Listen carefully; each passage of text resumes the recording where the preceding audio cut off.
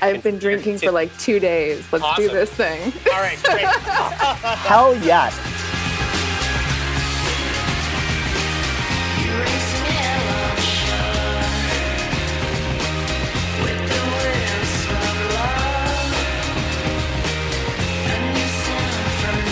Welcome to the 3% Podcast. This is Chad Post from Open Letter Books. I'm here with Jason Grunebaum and Heather Cleary, who are our two special guests today, who are both on here because their books are, they're translators who books are finalists for, or not finalists, I guess. They're longlisted for the National Translation Award, which was announced last week, which is one of the things I wanted to talk to you guys about, along with Alta, your projects, your life, other jokes, things like that. So I hope you're both doing well. And in case Nate cut out the beginning part of this, Heather's just back from Berlin, from a month in Berlin, like literally came back an hour ago. Is that Actually, right? I walked in the door about 5 minutes ago. So yeah. And you've been up for 48 hours? Something like that, yeah. It's been a while. And you're pretty drunk. No, that might be an overstatement, but yes, it's been. I'm not in my finest form at the moment, so like, bear with me. You're like mostly sober, which is great. So we'll let Jason start this off then. So first of all, the National Translation Award has been around for a number of years, although it has never gotten as much attention as it should. I think maybe that's a personal opinion, but it's funded, or it's run through ALTA, the American Literary Translators Association, and every year it's an award for the best translation, and they include nonfiction, literary nonfiction, poetry, and fiction all in one category, so anyone can win from any one of those three areas, and they get a $5,000 cash prize. The announcement comes during the ALTA conference, which this year is in Milwaukee in November, and we'll talk more about that in a little bit, But they've never done a lot of publicity for it. So this year they're finally doing a lot of publicity for it. So I think it's worth like paying more attention to. And I have the full list of the 15 books that are on here, but I don't know that I want to read all of them. So I'm just going to stick with your two for now and say that the rest of them are on there. Maybe we can go through it in a little bit. But Jason, you are on here for The Girl with the Golden Parasol by Uday Prakash, who's I have an interview with that will be on at the end of this podcast as well. Just to make this extra confusing. Fantastic. So I think I'm the one who's been awake for 48 hours and I'm drunk and just got off a plane. So tell us a bit about the book and like about the NTA and about your feelings about being on the long list. Well, I mean, it's an incredible honor to be on the long list of this prize, especially when I look at some of the other translators and some of the other writers. I mean, a lot of people who I have like incredible respect for. So, I mean, it's just fantastic. It's like a huge, huge boost for Uday, for me, for the book, for everything. So it's amazing. And yeah, you're right. I think this is the first year that they're really doing any kind of big publicity. I mean, there was, I don't remember in years past there being much publicity before the finalists were. I mean, did they even have a long list and a short list before? I don't think they had a long list, and they may have had a short list, but it may not have ever been officially announced. I think it was one of those things where they emailed you if you were the publisher, the translator, the author. Right. So yeah, so it's great. So a lot more sunshine, a lot more broadcasting, a lot more publicity. You know, it was kind of all over Facebook, although obviously in our little kind of literary translation get up, but, you know. It's like all 72 of us. we all liked it. Yeah, totally. But you know, it's getting out there. I mean, Yale put it on their website, you know, and so anyway, so I'll just talk really briefly about the book. So it's a book I translated from the Hindi of Uday Prakash. And basically at the core of it, it's kind of a campus romance. That's what it sort of looks like very superficially, between Rahul, who's a non-Brahmin, and Anjali, who's a Brahmin girl. And it takes place in very contemporary India. And essentially, as the love story unfolds, what we see is how sort of the, you know, forces of globalization and modernization that, you know, should somehow be liberating Indians from these terrible ancient hierarchies and hegemonic forces of caste actually are kind of reinforced by them. So we see like this huge system like pretty much come down on these two very sweet lovebirds. So that's the basic shape of the story, and it's funny and it's dark and there's a lot of satire, and it's an interesting story about how he wrote that, but I won't go into that right now. But suffice to say, it's a great read, and it's very different from, I think, a lot of the stuff that's coming out of the English language writers in India and the diaspora.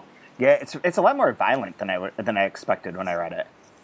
There's definitely some violence, absolutely, yeah, but not too much though. For those squeamish, listening in the crowd right now. I mean, it's not gonna. I don't think we have any squeamish listeners. I hope not. You weeded those out a long time ago, Chad. They laughed. But no, I thought, like, just with the title "Girl with the Golden Parasol," the love story aspect of it, it's very dark and like politically motivated in a lot of ways too. Yeah, no, definitely really interesting. Yeah, and I mean, Uday himself is like, suffered huge backlash from the sort of like Brahminical establishment, for kind of like daring to state some pretty obvious criticisms about their hold over Hindi letters and literature. So, I mean, he himself kind of knows that place that the protagonist has experienced in the book. Yeah. So, switching to you, Heather, what about The Dark by Sergio Chejfec, which deserves a win because it's an open letter book, first of all. But putting that part aside, there's no biases there. That's totally fine. But this is the second book of his that you translated for us, too. So, do you want to talk a bit about him and about this book in particular? Yeah, absolutely. I mean, actually, I'd like to start by just seconding Jason's sentiment about, it's such an incredible honor to be counted among the translators longlisted for this award. When I first started translating, I remember admiring Stephen Kessler's work very much, and so it's really thrilling. I got the news while I was traveling, so the whole thing took a long time to kind of sink in. But I'm really thrilled, and I haven't read your translation yet, Jason. But I'm really looking forward to it, especially after the description you just gave. It's fantastic, and I'll say the same thing. I haven't read yours yet, but it's on deck, and I can't wait to read it. Good. They're both short. So The Dark, I really loved working on this book, mostly because it's one of the most challenging books that I've worked with, not necessarily from a translator's perspective, although Sergio's prose is quite thorny at times and demanding of a translator, but I found it challenging and wonderful because the narrator of the book is kind of despicable. Mm-hmm. And I was really impressed by the way Sergio manages to create kind of momentum within the narrative and makes you want to kind of follow this also very dark love story through, even though the person telling the story is kind of morally reprehensible in many ways. It's about it's about this much older man who falls in love with a teenage girl in a kind of run-down provincial town in Argentina, where the only real industry is this one factory where she works, and he ends up developing this sort of Marxist fetish kind of fed through 18th century novels about romance. And, there's this recurring line in the book about, I've read novels in which this has happened and this and this and this. And so they have an affair that becomes this very kind of engrossing experience for both of them. They kind of lose themselves in it. At the same time, he's narrating the entire thing from this sort of questionable, sort of fetishistic perspective as well, and he ends up doing her wrong in ways that I don't want to get into. I don't want to ruin it, but it's a very disturbing book, but it's also a love story, and I really enjoyed kind of working with that tension because I think that Sergio does a really artful job of balancing those two elements in the prose. Whoa.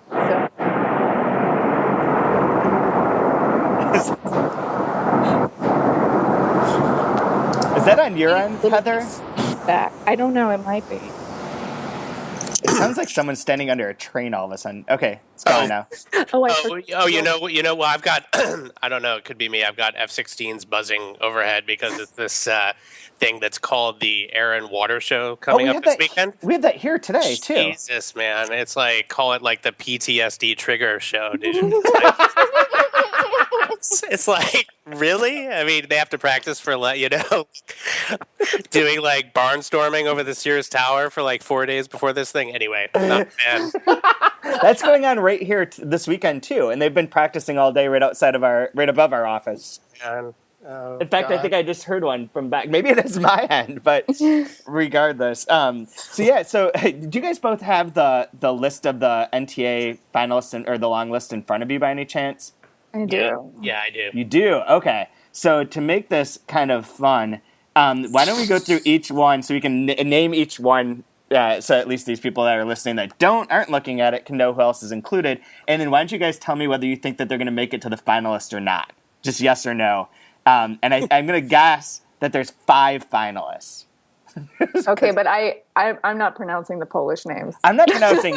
I'll pronounce everything incorrectly. So perfect. And I'm pretty sure there's a couple typos on here because I think Jason, your name is mistyped on here. Yeah, I thought that was pretty funny. the first release, they spelled my name wrong. They got no problem with anyway. Yeah, with like half of the other ones, but exactly. Okay, so first one, I think these are in alphabetical by the author's last name. So Poems of Consummation by Vicente Alexandre, translated from the Spanish by Stephen Kessler and published by Black Widow Press.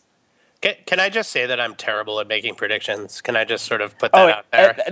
I don't even have any idea how you'd make a prediction. I just think it'll be fun. It's like fucking an ESPN, but with like books instead of.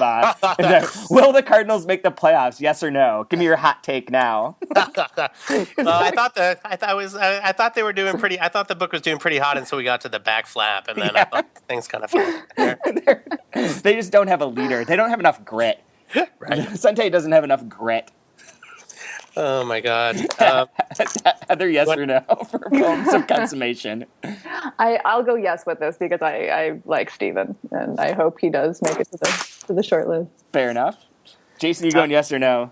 I'm gonna second that yes, actually. We're gonna say yes to like 19 of these. Okay, even though there's 15. Cavafe's Complete Plus by C.P. Cavafe, translated from the Greek by George, is it Akanamu? From Shearsman Books. Jesus. Sorry. It is your plans. This is kind of fantastic. Yeah, right. It does add some drama. Like she actually live here and started to have some bad flashbacks to like Balkan days. Anyway. Yeah. What do you say about this one? I'm gonna say no. Heather? It's tough. I don't know. It depends what the count is for the rest of them. I'm on the maybe no side. I think I'm going with no on this one. I think he's gotten enough attention. I think this one doesn't make it. Yeah. That's what I was thinking. Okay, so Chejfec's The Dark, translated from the Spanish by Heather Cleary and from Open Letter. Heather, you can abstain yourself from this one. I don't get to vote on this one. Okay, Jason. And I'm just gonna say I think they should just skip the short list and just give that the prize. Fair enough. The prize. So anyway, that's my vote. Works for me. I think that one's in. Okay, Theme of Farewell and After Poems by Milo De Angelis, translated from the Italian by Susan Stewart and Patricio Saccagnoli. I don't know how to say that. I don't pronounce shit.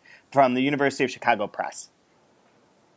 I don't know this book at all, so I'm going no. I'm gonna say no too as well. I'm going with no. Okay, Life's Good Brother by Nazim Hikmet, translated from the Turkish by Mutlu Konak Blasing from Persia Books.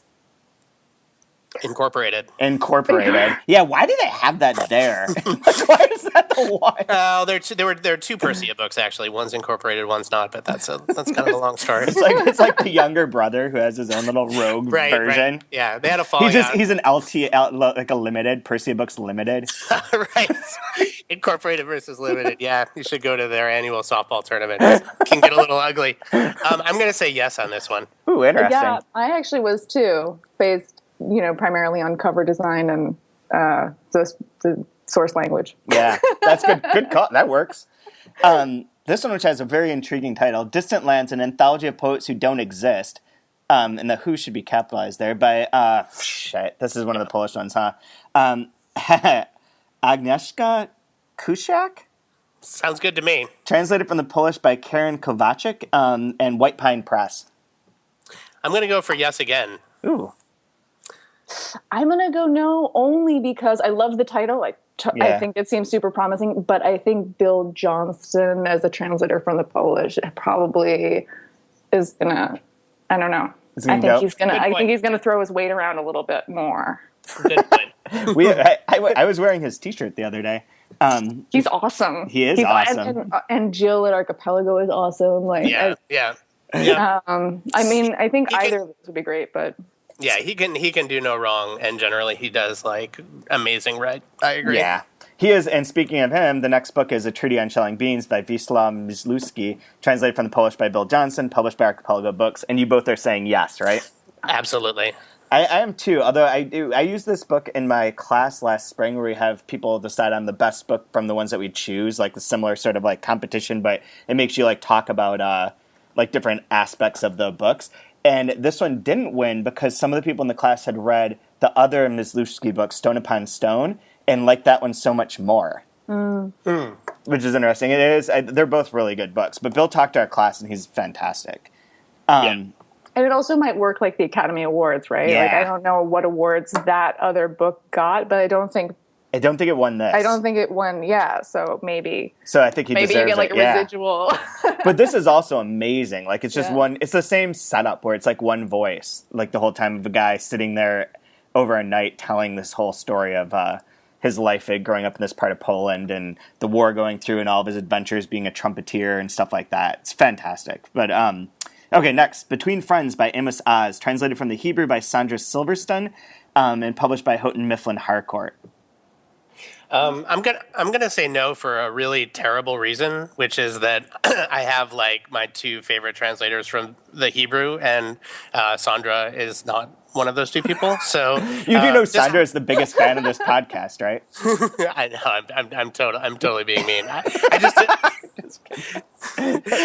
just don't know her. So for a terribly, terribly partisan reason, I'm gonna say no. I'm going to say no because I don't think anyone from Israel or Hebrew is going to win right now, just for political reasons. Fair enough. I just think it would be weird. Although one of my two favorite Hebrew translators is one of the judges. Committee. So. Yeah, is Jessica, right? Yeah. Right. Yeah. So. Yeah, she's excellent. So next up, Girl with the Golden Parasol, Uday Prakash wins. Translated from the Hindi by Jason Grunebaum, whose name I'll fix on our site. Okay, so that one's in.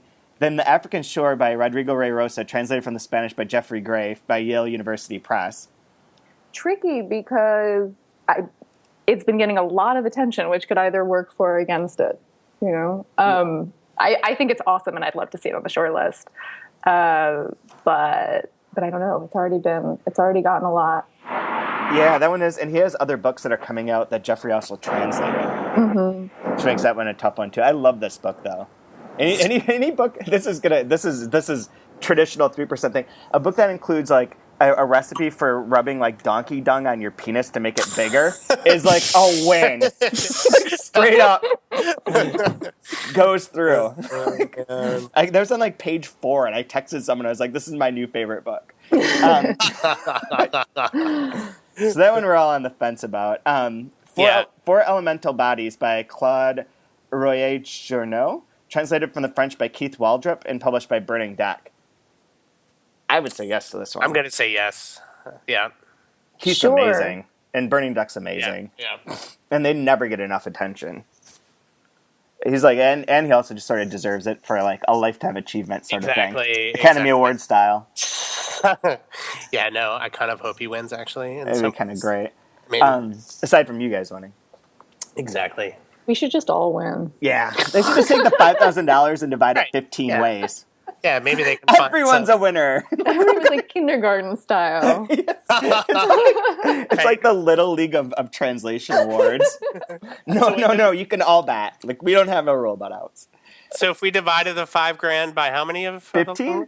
Yeah, 15. That's still not a bad payday, by $200. translator standards. Yeah, it's like as much as you get for translating a book of poetry. Sometimes. Okay, next up, Light and Dark, a novel by Natsume Soseki, translated from the Japanese by John Nathan and published by Columbia University Press. This one's tricky because it's a retranslation. I think it's the only one on here that's a retranslation, too. I don't know. I'm going to say that might be one of those easy things that the judges use to cross something off the list and make their life a little easier. What do you think? That's what I was thinking, too. Yeah, Heather? I mean, I know very little about the book, but that sounds that sounds plausible. Not that we're trying to, tell the judges what to do here. If you know what's good for you. Yeah.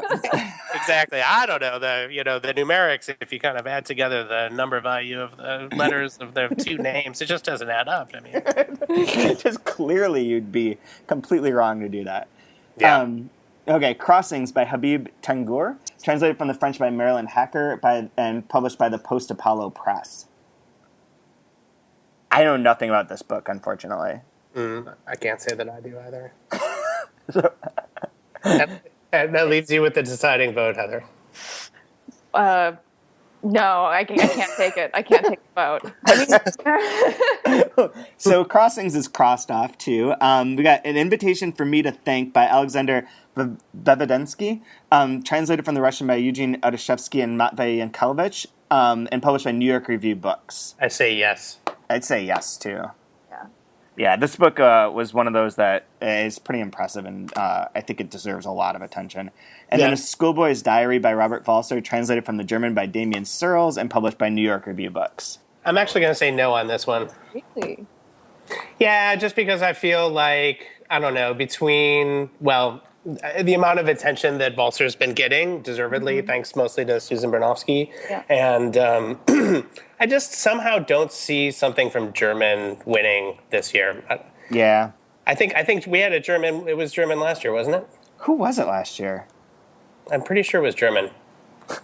This should be something that would be really easy to find, and I'm sure I'm not going to be able to find it. Right. Yeah. So I think I was already doing drunk literature by the time. Yeah. Speaking of, so happened. so let's segue into talking about the Alta conference first. It was the Hunger Angel. Yes, it was. It was Philip Boehm's. Yep. Right. Yeah. So I know you'll be there, Chad. Are you going this year, Heather? I'm planning on it. This is so boring, but I teach 3 classes on Thursdays, so it's going to be a little bit complicated to get to Milwaukee, but I'm going to try to make it. You should. You really should. It's really. Have you been before, Heather? No, I've never been. Oh man, yeah. You have to come. It's the best. All right. Yeah, also, my birthday. By the way, my birthday is on the Friday of the conference. Oh, that's even better. Cool. Yeah, we love Alta birthdays. Yeah, Alta birthdays are the best. Alta birthdays are unforgettable. Yes. I mean, what is it, like minimum 13 languages you have happy birthday sung to you in? I can't remember what it was, but it's something like that. What is that thing, the Declamación just becomes like singing happy birthday? Right. And now that the copyright's lifted, it's like a real free-for-all. It'll be super fun. For anyone who is going that's listening, on Wednesday we're going to have the party that kicks everything off is going to be in honor of Michael Henry Heim to celebrate the book that we're bringing out too. So unfortunately you wouldn't be able to make that, Heather, but I hope you will, Jason, and anyone else that's listening will. But it's a great conference, and they've recently, one of the things about Alta, well, let me talk about the conference and then Alta. So one of the things I want to do at the conference is have, and I've mentioned this to people, but have drunk literature similar to like drunk history, where they have people who are historians or whatever get fucking wasted and talk about one particular historical event. I want to see translators just completely wasted talking about their favorite book or some translation thing and record it for posterity and humor's sake. But isn't that like every conference? Yeah, but no one ever watches it afterwards. The big innovation is being able to watch it afterwards. I see. Because I think there's some people, you are one, Jason, that when you get a little bit drunk or a lot bit drunk, you're even funnier than you are in normal times, and talking about things and getting it recorded will be fantastic. Well, thanks, Chad. Great. When you say posterity, you don't mean blackmail by that, do you? By No, any chance? no. I mean, this could be incredibly entertaining to people. I think. I hope. But anyways, but the conference is really interesting. I haven't seen like what's coming up for the actual panels because I don't think they've released that yet. But when they do, we'll put it online. But Alta recently, as of like last September, is this right, Jason? Am I remembering this right? I think that's when it is, or maybe it's this. Maybe it's now that they're no longer affiliated with the University of Dallas, of Texas at Dallas. So Alta is like moved from like where it started for 35 years. It's no longer affiliated with that. So as part of this like dissociation from the university, and Rainer Schulte in particular, who had like helped start and found everything and ran it and like got everything going for all these years, is now retired. And so basically, like the Alta is revamping itself. It's like Alta 2.0 time because it's like the founder syndrome thing where one of the people who was involved is no longer there. Now we have a new set of people coming on to do stuff. And as a result, a lot of things are sort of changing, and there's new ideas for like what Alta could be as a service organization to translators, so on and so forth. I'm going to let you start with this, Jason, as to like, since you have a good experience and a lot of experience with the dealings with Alta and like what its intricacies are and its different situations. So do you want to talk for a second just about like what you see with the purpose of the organization, or how it could advance, how it could evolve, any ideas that you have? Yeah, I mean, it's a huge, like you said, it's this relaunch 2.0 reset button. I mean, it's a huge change. And I think basically the sense is that we're trying to, harness some of the energies and visions of the members that, have kind of not really had a chance to express themselves over the past, I don't know, I mean, Alta's been great, but I think there are a lot of people who think it can be better and who are putting in a lot of time right now to make it into something that can be much more of an advocacy organization for translators, have a lot more visibility. Also, I mean, in terms of my own personal wish list of things that I think that Alta can do, particularly in terms of the advocacy with universities and that whole, long-standing question of deans and departments who still have shit for brains and who don't recognize literary translation for the intersection of scholarship and creative writing. So, hopefully doing some advocacy and creative advocacy and supporting not only established translators who, are trying to make their work count, but also up and coming, translators, nourishing them, hopefully not discouraging them and showing them that there can be a light at the end of the tunnel. Well, let me ask really quick then, Heather, since are you a member of Alta? Yeah. Okay, yeah. But you haven't been to the conferences, which have generally been one of the big kind of things for Alta. What do you see as like the stuff that you'd want to get out of it as an organization? Well, I mean, I wish that I had been able to. I really mostly was unable to because of my time in Buenos Aires. And then, last year I just wasn't able to make it. But I think there's also maybe room to expand into the time between the conferences and sort of facilitate sort of local groups for workshops and just sort of be a resource, like a central point of reference maybe for translators who are looking to create groups of their own, kind of locally, possibly. That is something that comes up. There are some groups that exist that meet, like they have a meeting at Alta and then like about their individual things. But I think that kind of connection factor is an important thing that Alta could facilitate. Yeah. I mean, Definitely. For me, that would be very exciting. That would be the first thing I could think of. And then what Jason was saying about sort of making it more possible for kind of young translators or emerging translators or whatever to kind of be part of the community financially would be wonderful. Oh yeah, definitely. I think that's one of the great things about the conference is the opportunity for like the students that we have here that just get started because it's in the fall. So they come in and they're just getting started and they're able to go to Alta and then meet like the people that are their superheroes that they never thought that they would ever actually meet in person, but not only get to meet them, but talk with them and sometimes it's developed where they have like relationships afterwards where that person's reading their submissions and their samples and everything else. So it's really fantastic for that. Yeah. And I mean, it's not only the most fun conference, but also just the most practical and helpful, I think. If you compare it, for example, with MLA and AWP, which like isn't even a sorry, did you just say MLA? Yeah.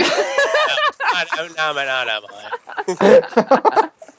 Oh, poor MLA. So there's no humiliation aspect, like as always.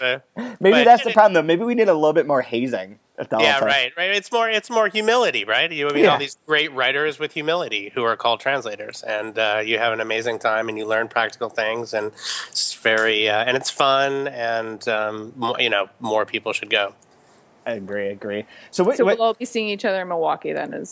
Yeah, that's the other thing I was going to tell you. I don't know if you guys know this, but it's worth saying at this point in time.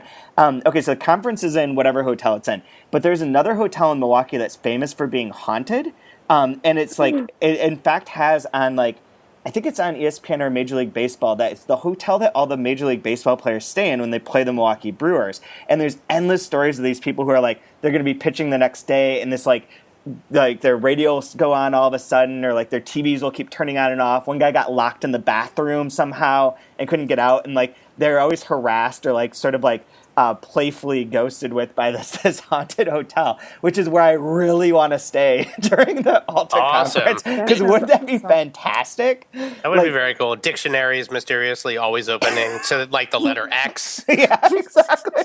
I told Laura Weedberg, who's I might listen to this podcast, about this, and she's like, "Man, have you ever spent a night with a ghost? It's not that much fun." I was like, "What?" But she'll be at the conference, I hope, and she has a lot of good ghost stories. So you get that as well. Nice. Sweeten the pot a bit. Yeah, exactly. But I guess we can sort of wrap things up by just having, if you guys are working on anything, reading anything interesting, anything that you want to say about books that are in your life at this moment, please. One of you can go first. Heather, you go first. Heather? Yeah. No, should I start? I've been working a bit with some of Mario Beatin's writings. He's a contemporary writer from Mexico and Peru. And he's also translated by the awesome poet David Shook. Who also has an awesome mustache. Who has maybe the best mustache in translating. That's true. But which I think is actually saying something, because there's Seabirth too. That's true. But yeah, so him and a young Bolivian writer named Liliana Colanzi, whom I've kind of taken a liking to very much. So those are sort of the two things on my work table right now. Also, you have to mention that Beatin has a hook for a hand. He has all sorts of things there. I mean, He has a collection of sculptures that he kind of changes and interchanges. No, he's a really incredible. He's an incredible writer and also just an incredible literary figure in the way he kind of blends performance art and writing. And I really love Flores by him, but I don't. Yeah, that's a great. I don't know that that's ever come out actually in English. I don't know either. It's worth looking into. Yeah. No, that's one of my. I think he said that he was in negotiations with that one or something. There was, but yeah. No, that's a really great one. But I love Shiki Nagaoka, which just came out with phoneme books. That was always sort of one of my favorites of his. It's a beautiful book too. Yeah. So, and what about you, Jason? I am finishing up the translation of a book called The Tale of the Missing Man by the Bhopali writer Manzoor Ehtesham, which is a long and intricate and amazing book about this guy who has a sort of undiagnosable disease, and he kind of goes back through his life. It's sort of an extended, intense midlife crisis, in a very fun and subversive way. And I'm working on my own novel. And those are my two big things. And I'm really enjoying right now in terms of reading. Can you guys hear that? Yeah. And like before I get bombed, and his last words were he was reading Autobiography of a Corpse, and then they dropped the bombs, and that was really funny. Yeah. So that's what I'm really enjoying that right now. It's amazing. Wait, which book are you really Autobiography of a Corpse. Oh, that one. Oh, that really was. I thought you were just making a joke. No. That's why I was waiting for the bombs. That's perfect. For the irony. But yeah, that's what I'm reading and enjoying right now. I have to thank you, probably indirectly, Heather. I don't know how involved you were with this. And the Buenos Aires Review are you still one of the people who's running that, right? Yeah. Okay. So the Buenos Aires Review, for anyone who doesn't know, is an online literary magazine that Heather started. With a few other people. It's fantastic. And there's a review on the new issue from Samuel Rutter of Carlos Labe's Piezas Secretas contra el Mundo, which is we've published Carlos Labe's Navidad en Matanza, and we're doing Locuela next year. But this review made me want to sign on this book, too. So I think we're going to be doing this third book of Labe's, assuming he and his agent all agree to this, because of your magazine. Fabulous. So thank you. No, I'm super excited about that book. So I'm glad you are too. Yeah, no, it sounds brilliant. Like the sort of choose your own adventure aspect to it, all the crazy Labe stuff. And the techno paranoia. The techno paranoia is always a winner for me. that one goes to my heart.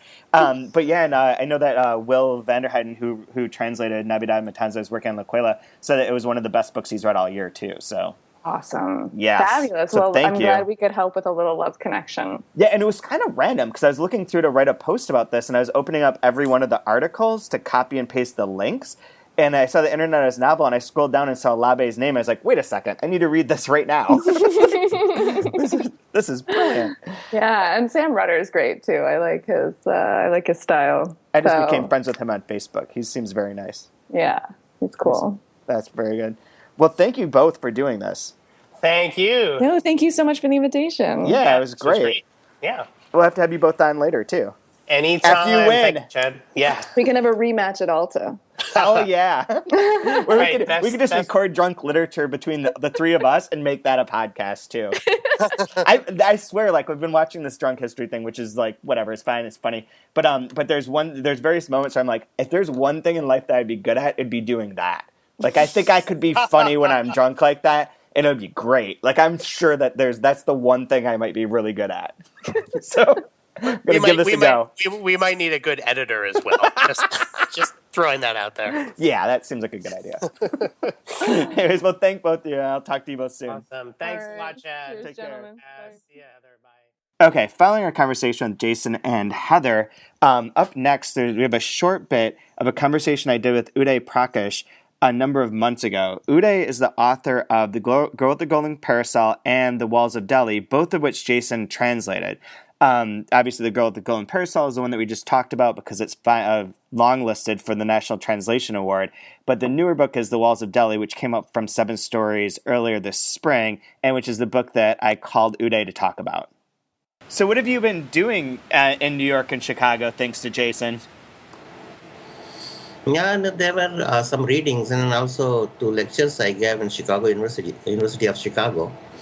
And there was one program of reading in Northwestern University. And one was there in a booklet, the book Shaw. Right. And it was really received well. And the best part with Jason is that he reads so well with all modulations and punctuations and gaps and pauses in his readings. And just as I've never seen this kind of a translator, a wonderful translator, a wonderful friend, and also a very good reader. Yeah, he really is. He's a real performer. He's an entertainer. Yeah. I think it would have been fun to have him here right now too, because I think he would have really enjoyed talking too.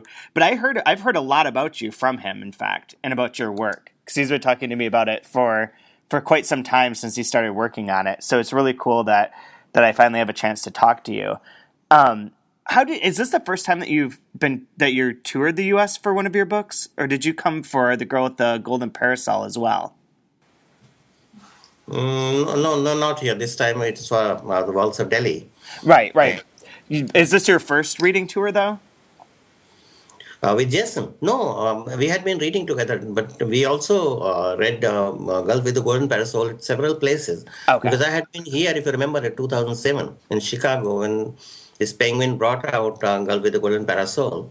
Okay. And it was launched here in America. So I'm the only non-English Indian writer who has his book launched in USA. This is true. This is one of the things I wanted to talk to you about a little bit And later. I But tell you one thing, please just listen. I just want to tell you one thing more, okay. and which is very important to me, and you'll enjoy it. That I am the only non-English Indian writer who is alive and who has been published in USA. Hmm. So who is alive? I mean, many, few of not many, but few of very old writers who are now no more of early 20th century. They had been published over here. Right. But this is the reason I'm grateful to Jason and the way he has translated only a creative person and also the person who can really relate with me, my feelings, my sentiments is not only language. So I keep on saying that the translator is basically an extension of the original author. Yeah. So, He really is, and that's actually one of the things I wanted to ask you about. How did it come about that you ended up working with Jason, that he translated your books? Because, like you say, you are the only living Hindi writer that's translated and published in America. It's a really bad situation and one that I have more things to say about. But just to start off, I was wondering if you could talk to me a minute about how you guys met and started working on these books. Yeah, it was long back, I think 2003 or something, when Jason wrote me the first email. He had been working with Red Cross and working with political detainees in Kashmir. So he was quite familiar with the Indian societies and all. But being himself as a writer, he was interested to translate something best written in Indian language, especially in Hindi. Mm-hmm. So he got to know about me, and then he sent me an email, and he wanted to translate one of my short stories. Incidentally, that was already translated by Bob, the Robert Huxted, who is in Virginia, is of my age, Oh, okay. 62 or 63. I told him that it's already translated. Then he insisted. He said, "No, I know him very well. He's almost like my teacher in Columbia, but I'll translate in my own way and in my own language." And the way he translated, and Bob was also very happy to see his translation. Mm-hmm. So one can compare these two texts, the one is translated by a scholar, an academic, Right. and the other by a creative writer or a young man. So I don't know English that much, but I think it should be compared at one time. But he came when he received a Penn Grant in 2005 for the first time in India. And since then, we are very good friends, and I'm blessed that way. That's interesting. How did you work with him a lot on the translations? Not much, I tell you, because we were online. Because when Bob Okay. was translating long before, there was no internet. And now the technology has facilitated in a way that whenever he found any, say, queries or the clarifications, he asked me, and we were online. We worked together.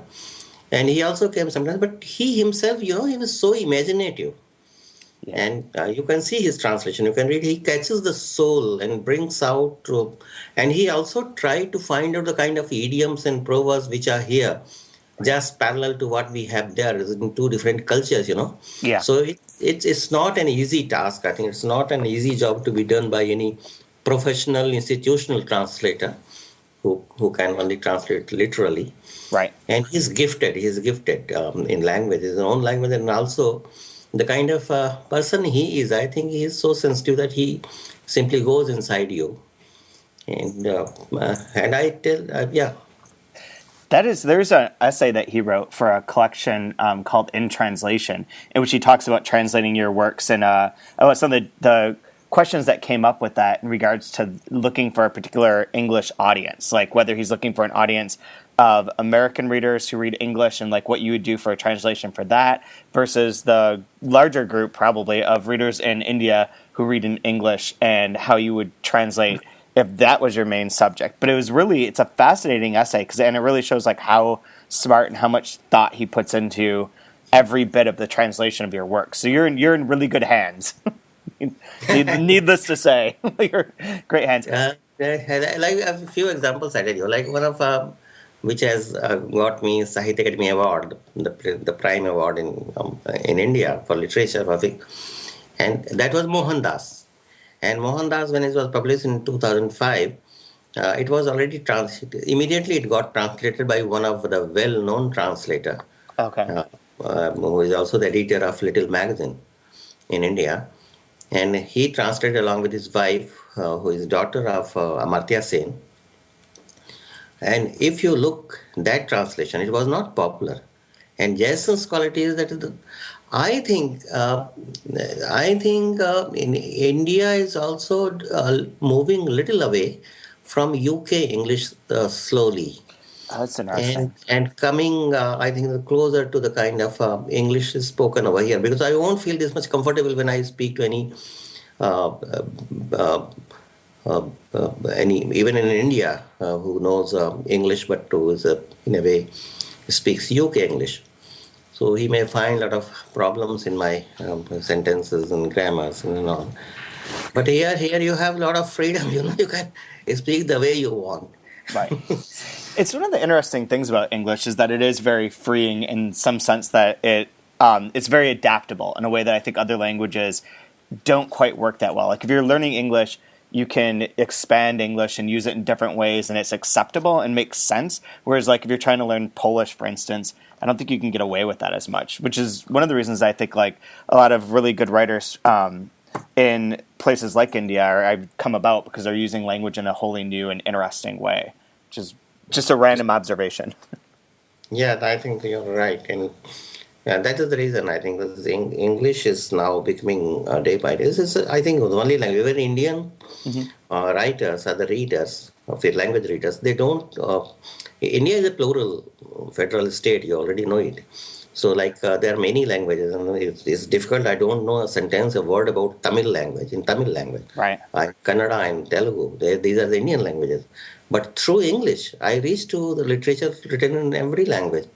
So English is a kind of bridge, and not for simple official, the formal kind of a communication, but also for literary and creative,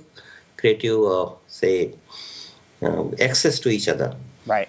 So it has picked up now, and this is a vast majority of us. I think I don't exactly know the proportion, how many people, what percent of population every year, annually, is becoming bilingual. I mean, speaking English and Hindi both, or reading English and Hindi both. But I think it is accelerated a lot after 1999 and after incoming of this internet and all these technologies. Yeah. That makes sense. So turning to The Walls of Delhi for a moment, how would you describe this book? That's a tough question for you, I know. Broad, wide open question. I feel that whatever I write, any good writer writes about his own time, and everything is almost autobiographical. So the large part of my life was like that. I'm not a blue-eyed author for the system. So living in margins and also coming closer to the kind of life if you have read that, those short stories, The Walls of Delhi. So that is this. And secondly, Delhi is the capital city of India, and it remained a capital since the Mughals came over here, then Britishers came, and it has become a city of politics and crime and money and frauds and deceptions. And so many things. It's very populated city. It has, sometimes one feels it is unlivable, but sometimes it feels that it is doomed to live over here. So that's all I tried to write. And Walls of Delhi was a real event, it was a news. And it was, the black money, which is in fact controlling the Indian economy these days. And if you compare how Indian currency is going down every day against the dollar, euro, So at that time when I wrote, I had an opportunity to read a book by one economist in JNU, The Black Money in India. That was in 1990. And at that time, it was 45% of the black money running in India. And later, I realized that it's much more. And now, if we look today, it's almost around 67 or 68% of the black money, unaccounted money. And when the part of unaccounted money becomes this big, then the life becomes very difficult for poor and for the wage laborers or the workers, or even like me who are freelance writers. It's very difficult.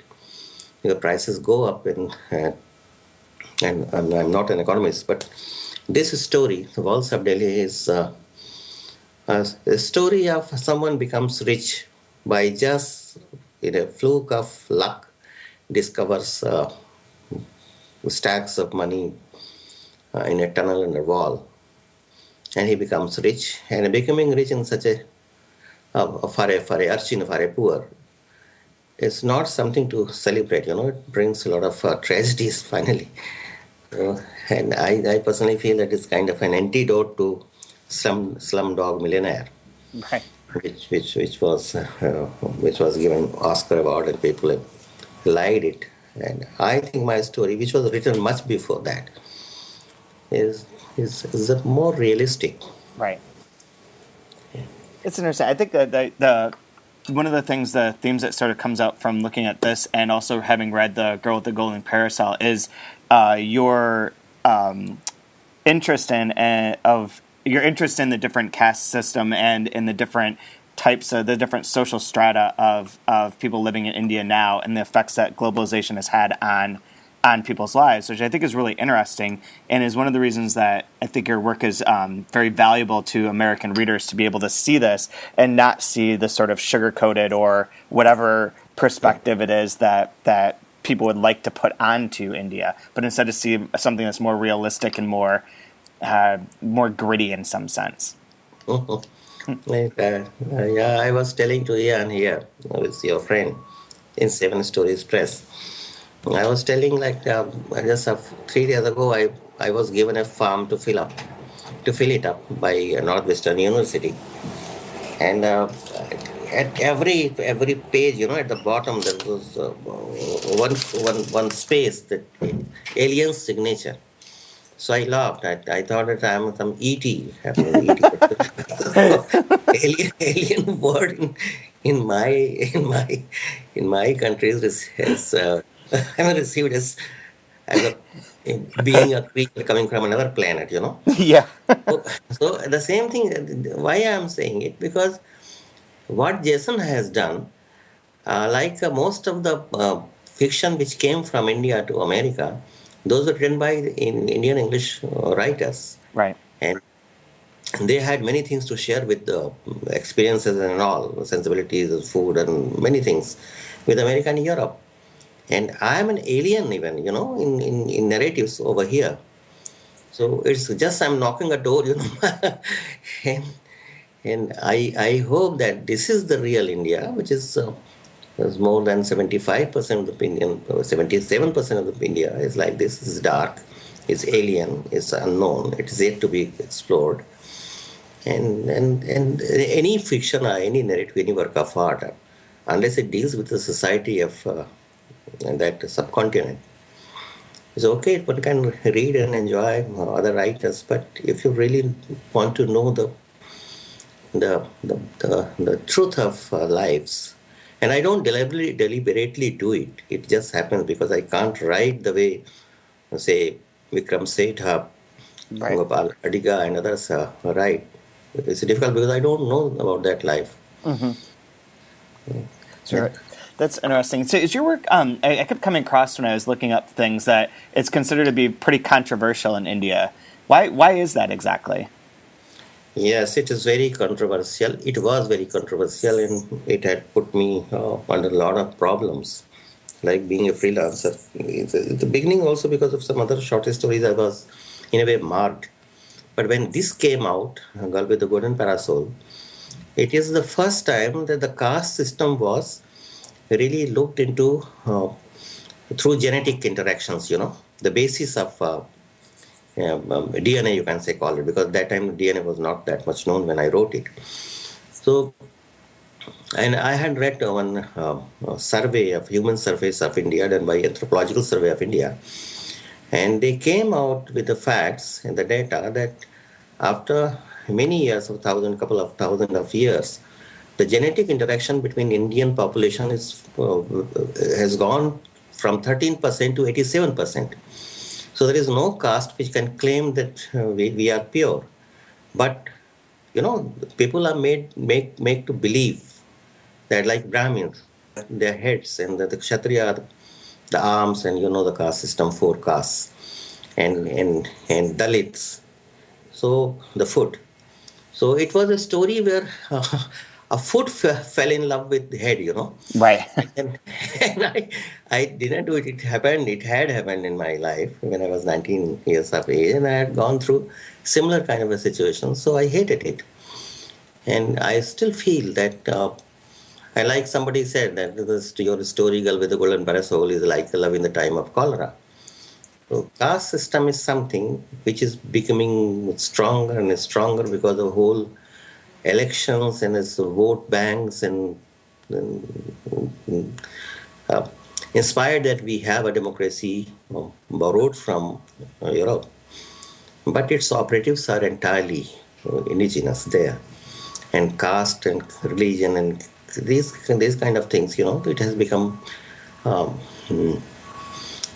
very useful for the political parties. So they are. It is getting strengthened every year, day by day, and about the recent elections, which is coming up now. It's horrifying. So I have a question about your influence. What authors have been the biggest influence on you in terms of your writing? And there are many. There are many. I'm a bookworm that way. And I love reading, and mostly I read. Like 3 days ago, I was searching a collection of poems. Originally, I'm a poet, so I was searching a collection of a poem by Miguel Hernandez, and I read about him in Neruda's biography and also in Louis Buñuel, the filmmaker's biography. In many places, I had read about him, but I couldn't find his collection. And just 3 days ago, I found it, and I'm reading it. It's wonderful writer, can you imagine? And he was a shepherd, and he was almost illiterate. And whenever he got time after his sheep, he used to read in the night, and his father used to beat him. But he's a great poet, and like Neruda said that he's a face of Spain. And Octavio Paz says many things about him. Like he says, all the trees of Spain are singing in a man, through the voice of a man. So he was a great poet, and so poetry inspires me a lot, and through poetry I see the life. And this is the reason I think I'm coming out in a bit different than what other Indian writers are writing, because there is a kind of a segmentation that these are the prose fiction writers and they are the poets. And yeah. That's interesting. Speaking of that, as you mentioned, like there are basically no other living Hindi writers that are translated and published in America. So if we were to publish some Hindi writers, who would you recommend that we look at? Well, there are many writers. I mean, one I recommend, he is now no more. He died in 1964. And he was a poet and also a short story writer and essayist. And he's in center of our conscience. His name was Gajanan Madhav Muktibodh. And I was very happy when I learned that one boy from Berkeley University, Greg Goulding, is doing research on him. So I like him. He was a great writer. Manto has been translated here. So Manto was also a very significant writer. But in my time, I think it's a bit early to say anything, because things are happening in a big way. With the technology has invaded India, which is still a pre-modern India. and the boys and the writers of the youth, which has come from village or towns, small cities, when they come to Delhi, they use these technologies and they are so overwhelmed that uh, they just fascinated with it. They write stories on SMS, on internet experiences. But I think after some time, maybe after 5 or 7 years, uh, uh, um, a new fiction will come up. But Dalits, I mean the lowest caste, they have got now very good writers now. And this is again another kind of a life. Maybe on aesthetic value, they are not so good, they are not so refined, and you won't find the kind of finesse which you have in other writers. But it's a new life, and they are telling the tale which should have been told long before. And their prose is different, their words are different, their vocabularies are different.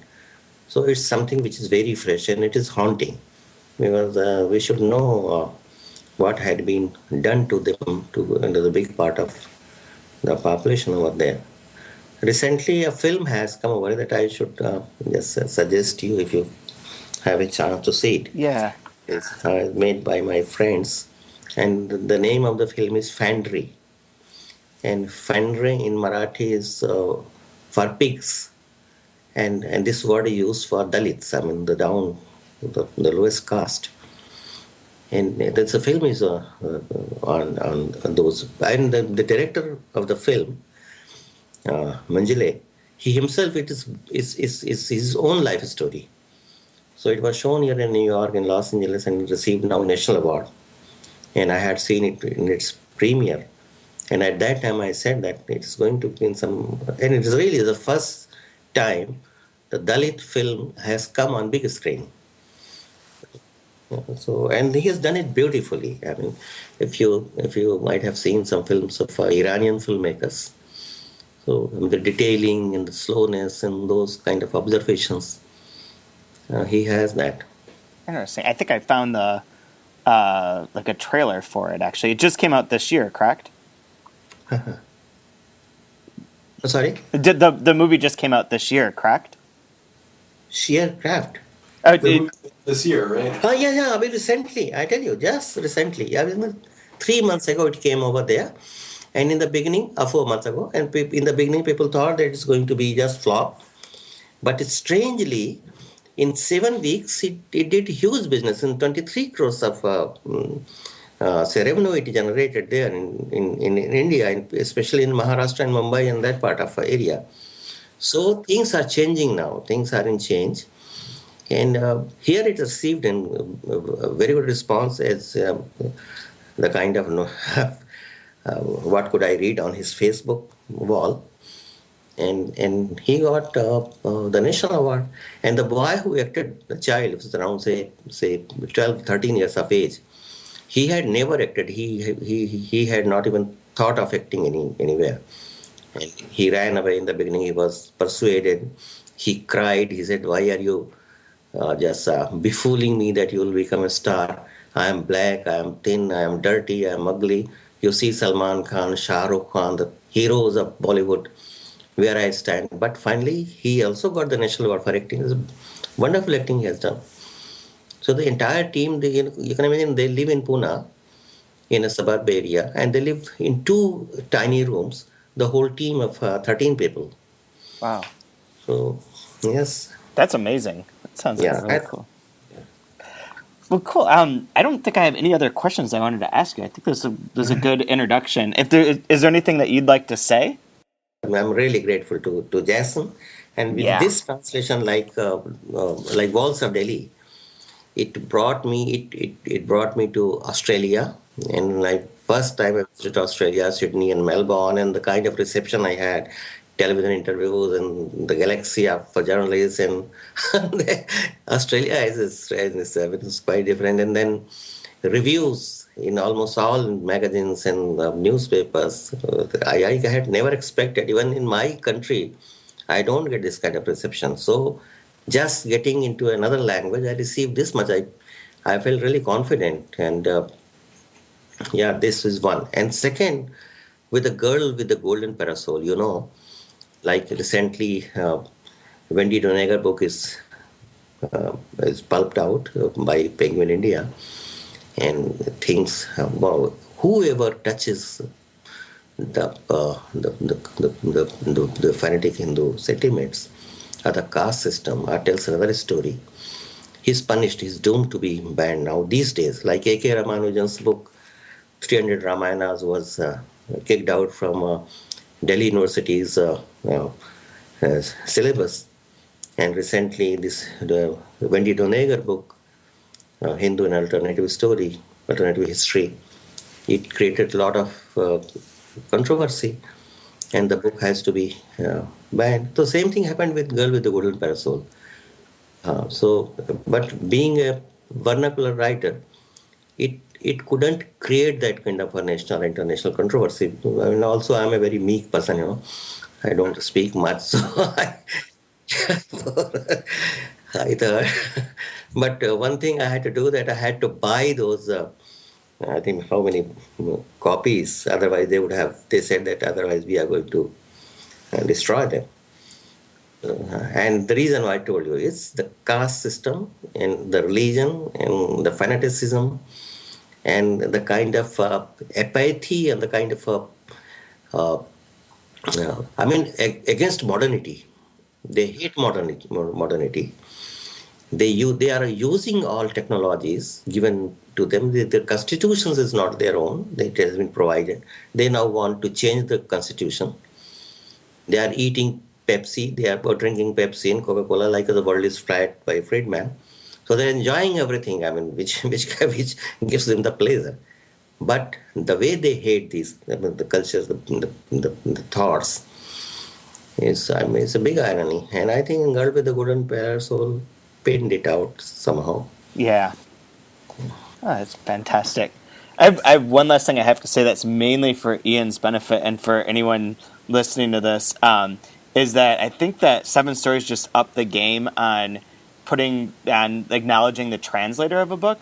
Not only on the front cover does it say translated by Jason Grunebaum, but in the back, on the back flap, there's a picture of you, which is very large and very, very dignified and very good. And then at the bottom, there's actually a picture of Jason as well, which I don't think I've ever seen a picture of the translator on the back cover of a book before. So go Seven Stories. you win. If you ask my real feelings, I feel that you should have been on the top and I should have been there at the bottom, like our languages, Yeah. Oh, man. Well, thank you so much for talking with me. This is really fantastic. And I hope you enjoy the rest of your trip, too. Thanks, Lord. Thanks, Lord. Thank you very much. Thank you so much, Chad. No problem. To do this. I'll talk to you both soon. I'll email you to make sure I get Uday's email so I can send you some questions after I finish reading this. Yeah, sure. Absolutely. Sounds good. Thank you both for setting this up, and I'll talk to you soon. Yeah, thank you, Chad. Yeah, I should also pay thanks to Seven Stories Press. And today I talked to Mr. Dan, and the way he was speaking, he really appreciates my writings a lot. And he said that tomorrow morning he's going to ask something more. Oh, good. So I'm very happy, I tell you. I'm very happy and I'm very grateful, very thankful. And being even an alien, I think it's a very friendly place, yeah. Yeah, definitely. It's a great publisher, and Dan's great, and Ian's great too. So you've got a perfect setup. Yeah, thanks. I thank to the God, I'm a believer. Very cool. All right, I'll be in touch later today. Okay, I'll talk to you soon. Take care.